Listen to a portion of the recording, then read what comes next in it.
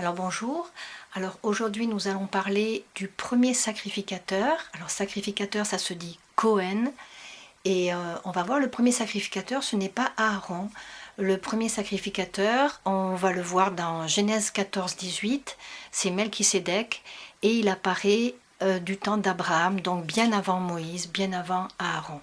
Alors on va juste, on va lire la partie du verset et puis après on reviendra sur son nom.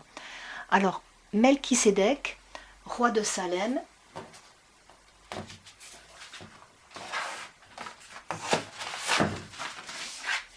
fit apporter du pain et du vin, il était sacrificateur. Alors sacrificateur, voilà, ça commence par un kaf, c'est pour ça aussi que je trouvais que c'était l'occasion d'en parler.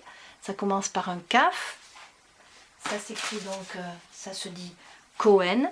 Vous connaissez certainement des personnes qui s'appellent, dont le nom de famille est Cohen, des personnes d'origine juive, et parce que dans leurs ancêtres, il y avait des sacrificateurs.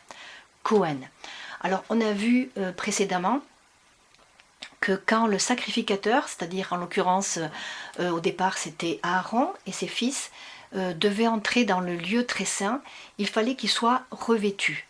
Il fallait qu'il soit revêtu d'une tunique de lin, qui commençait aussi par un kaf, pour montrer qu'il fallait eux aussi que leur péché soit couvert afin de rentrer dans la présence du Dieu saint, afin que Dieu ne voit pas non leurs péchés, mais que Dieu puisse les agréer et qu'ils puissent entrer dans la présence de Dieu sans mourir et pouvoir faire ce qu'ils avaient à faire. Et voilà, de la même manière, il fallait qu'il offre un Aaron, et les autres sacrificateurs plus tard devaient aussi offrir un animal pour couvrir leur propre péché. Alors pourquoi je dis ça? Parce que ce sacrificateur qui n'est pas de l'ordre d'Aaron et qui le précède, ce sacrificateur dont il n'est rien écrit sur ses ancêtres, eh bien il a quelque chose de particulier, de très particulier.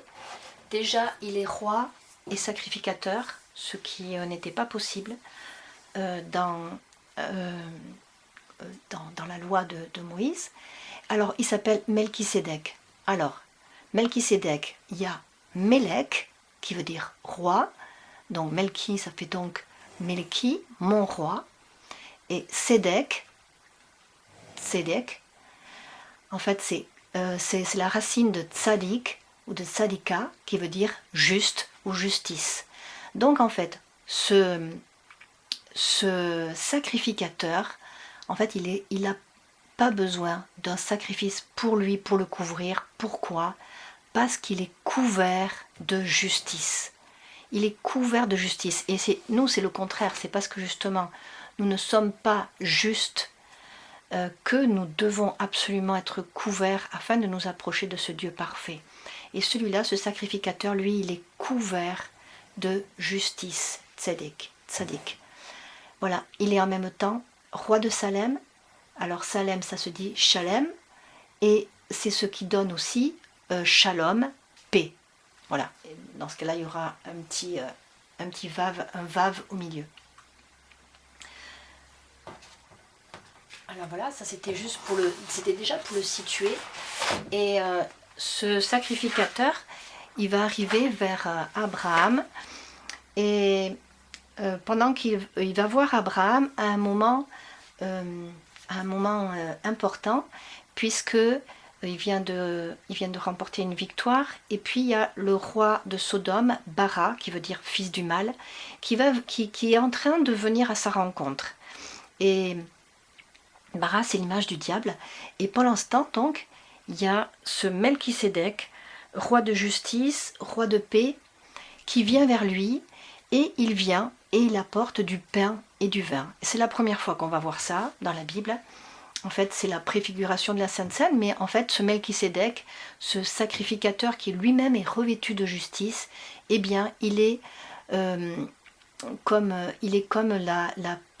une préfiguration de ce roi de justice qui viendra, qui offrira sa chair et son sang, et non pas un animal innocent, pour nous couvrir parfaitement.